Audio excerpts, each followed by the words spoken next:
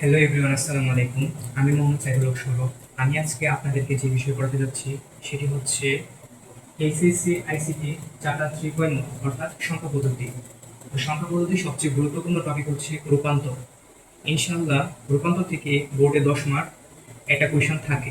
তো কথা না বলে শুরু করছি। তো আমরা আগে জানি এই সংখ্যা পদ্ধতি কয় প্রকার। তো আমরা জানি সংখ্যা পদ্ধতি দুই প্রকার। সংখ্যা পদ্ধতি হচ্ছে দুই প্রকার, একটি হচ্ছে পজিশনাল সংখ্যা পদ্ধতি, আরেকটি হচ্ছে নন পজিশনাল সংখ্যা পদ্ধতি। তো পজিশনাল সংখ্যা পদ্ধতি আবার চার ধরনের, যে রূপান্তর করতে গেলে যে চারটা প্রকার আমাদের অবশ্যই জানতে হবে। তার প্রথমটি হচ্ছে বাইনারি। বাইনারি সংখ্যা পদ্ধতি হলো যে সংখ্যা পদ্ধতি দুটি অঙ্ক দিয়ে গঠিত হয় তাকে বাইনারি সংখ্যা পদ্ধতি বলে। অর্থাৎ যে সংখ্যা পদ্ধতির বেস বা ভিত্তি দুই তাকে আমরা বাইনারি সংখ্যা পদ্ধতি বলতে পারি।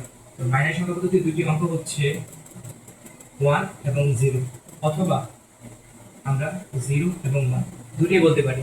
ওটার বেস হচ্ছে 2। তারপর আমরা জানবো অক্টাল সংখ্যা পদ্ধতি। অক্টাল সংখ্যা পদ্ধতি হচ্ছে যে সংখ্যা পদ্ধতিতে 8টি অঙ্ক নিয়ে গঠিত, অর্থাৎ যে সংখ্যা পদ্ধতিটি 8টি অঙ্ক নিয়ে গঠিত তাকে আমরা অক্টাল সংখ্যা পদ্ধতি বলি।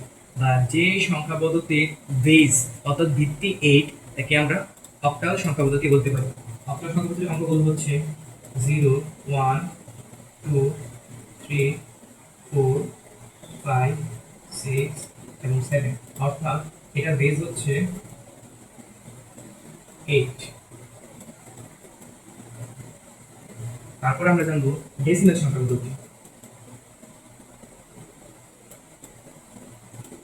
ডেসিমেল সংখ্যা পদ্ধতি হচ্ছে যে সংখ্যা পদ্ধতিতে 10টি অঙ্ক পদ্ধতি থাকে, অর্থাৎ যে সংখ্যা পদ্ধতিটি 10টি অঙ্ক বা ডিজিট নিয়ে গঠিত তাকে আমরা ডেসিমাল বা দশমিক সংখ্যা পদ্ধতি বলে থাকি। এই সংখ্যা পদ্ধতির বেস বা ভিত্তি হচ্ছে 10। তো সংখ্যা পদ্ধতির অঙ্কগুলো হচ্ছে 0, 1, 2, 3, 4, 5, 6, 7, 8, 9, অর্থাৎ এটার বেস হচ্ছে 10। এবং আরেকটি সংখ্যা পদ্ধতি হচ্ছে হেক্সাডেসিমাল সংখ্যা পদ্ধতি।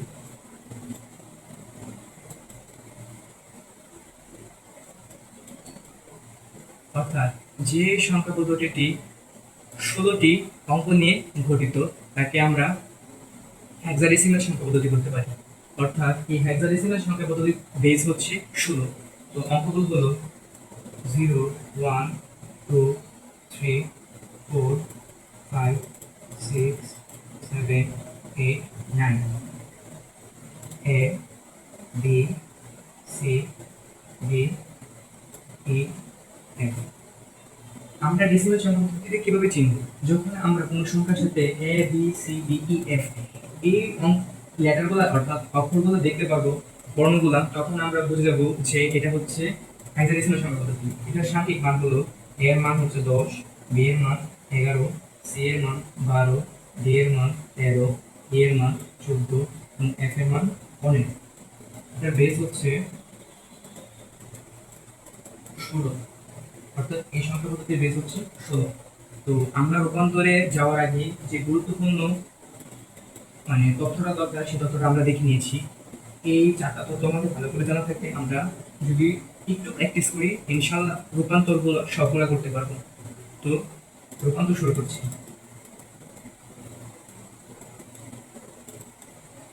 তো আমাদের প্রথম রূপান্তর হচ্ছে ডেসিমেল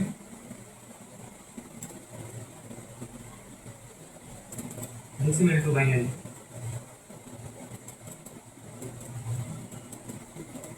অর্থাৎ আমরা ডেসিমেল থেকে বাইনারি সংখ্যা পদ্ধতিতে সংখ্যা রূপান্তর করব।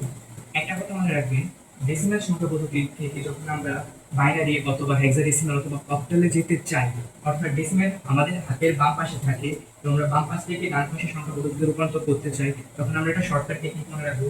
যদি আমাদের হাতের বাম পাশে থাকে এবং আমরা বাম পাশ থেকে ডান পাশে সংখ্যা পদ্ধতিতে রূপান্তর করতে চাই, আমরা জানি আমাদের বাম হাতে শক্তি কম।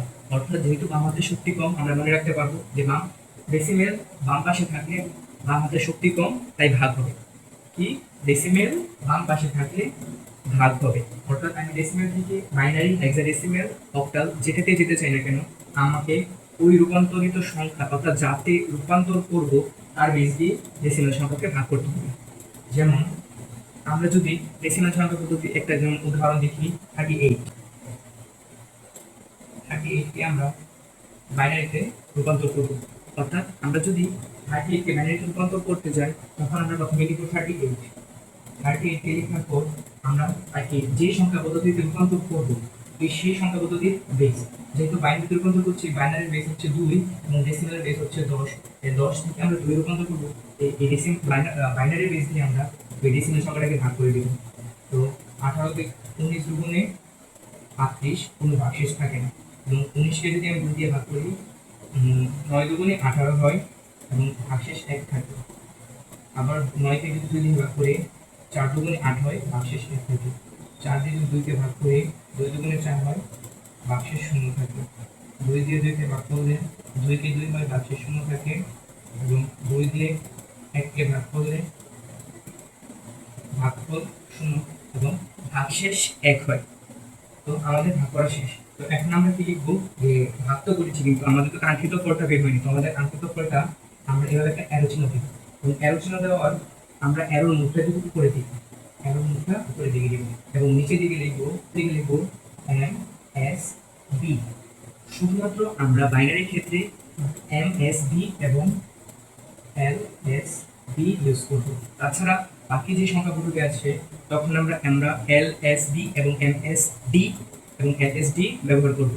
এম এস বি হচ্ছে মোস্ট সিগনিফিকেন্ট বিট এবং এল এস বি হচ্ছে লেস সিগনিফিকেন্ট বিট। বাইনারি ক্ষেত্রে আমরা বিট ইউজ করব, এবং ফলাফলটি হচ্ছে 35 বাইনারি হচ্ছে 1 0 0 1 1 0। অর্থাৎ নিচ থেকে শুরু করবো 1 0 0 1 1 0। অর্থাৎ 35 বাইনারি হচ্ছে 1 0 0 1 1 0। তো আশা করি আপনারা বুঝতে পেরেছেন।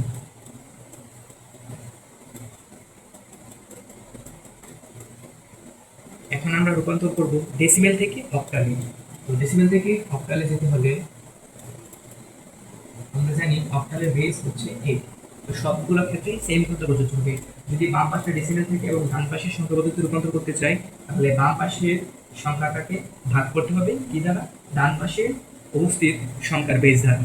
তো ধরেন আমরা একটা সংখ্যা নেই 175, 175, তাকে আমরা অক্টালে রূপান্তর করব। তো আমরা প্রথমে লিখি 175, আমরা অক্টালের বেস, অর্থাৎ অক্টালের বেস 8 দিয়ে ভাগ করব। তো 175কে যদি আমরা 8 দিয়ে ভাগ করতে চাই, তো ভাগশেষ থাকে হচ্ছে 7। 8কে যদি আবার ভাগ করি, 8 দুগুণে 16 এবং ভাগফল থাকে 5। আর ভাগশেষ থেকে 5, এবং 8 দিয়ে যদি 2কে ভাগ করি, ভাগফল 0 এবং ভাগশেষ 2। আবার আগের মতো আলোচনা করব। এখানে আমরা লিখবো এমএসডি এবং এখানে লিখবো এলএসডি, অর্থাৎ most significant digit, less significant digit. সুতরাং কাঙ্ক্ষিত উত্তরটি হচ্ছে 175, অর্থাৎ 75 এর অক্টাল সংখ্যা পদ্ধতি হচ্ছে 257। আশা করি বুঝতে পারছেন। অর্থাৎ এই সংখ্যাটাকে আমরা বেস দিয়ে ভাগ করবো। অর্থাৎ বাম পাশে যদি ডেসিমেল থাকে, আমরা যদি ডান পাশে দেখতে চাই, তাহলে ডান পাশে যে সংখ্যা পদ্ধতি আমি পরিণত করবো, সেই সংখ্যা পদ্ধতির বেস দিয়ে আমি ডেসিমেল সংখ্যা পদ্ধতিকে ভাগ করব। আমরা আমাদের পরবর্তী সংখ্যা পদ্ধতিতে যাচ্ছি।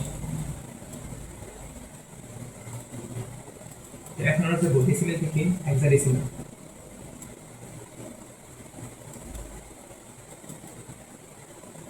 আমরা জানি হেক্সাডেসিমেলের বেস অর্থাৎ ভিত্তি হচ্ছে 16। তো আমরা হেক্সাডেসিমেলে ভিত্তি যদি হয় 16, তো আমরা এই ক্ষেত্রেও সেম একই কথা, বাম পাশে ডেসিমেল আছে এবং ডান পাশে হেক্সাডেসিমেল। যেহেতু আমি ডেসিমেল থেকে হেক্সাডেসিমেলে যাব, তাই আমার ডেসিমেলের মানটাকে ওই হেক্সাডেসিমেলের বেস দ্বারা ভাগ করব। ধরেন আমি একটা সংখ্যা নিচ্ছি 2479, এই সংখ্যাটাকে আমি হেক্সাডেসিমেলে প্রকাশ করতে চাই। প্রথমে আমি আমার ডেসিমেল সংখ্যাটাকে লিখব। প্রথমে আমি আমার ডেসিমেল সংখ্যাটা লিখব, 2479কে লিখলাম। একে ভাগ করবো হেক্সাডেসিমেলের বেস দিয়ে। তো হেক্সাডেসিমেলের বেস দিয়ে ভাগ করলে 154 এবং 154, অর্থাৎ 154কে যদি আমি 16 দিয়ে গুণ দিই হয় 2464, 2464, তো বাকি থাকে 15।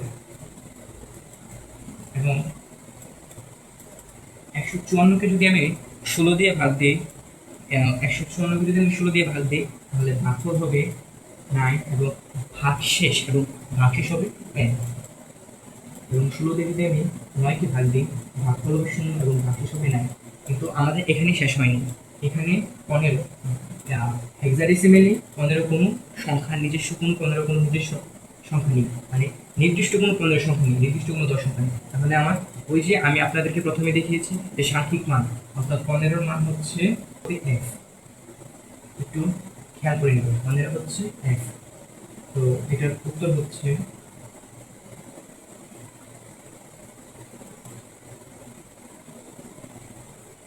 9AF16। তো আজকে এই পর্যন্তই।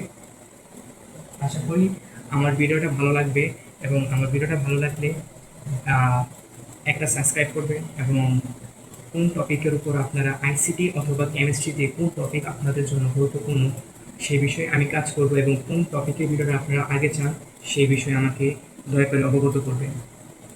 আজকে এখানে, আসসালামু আলাইকুম।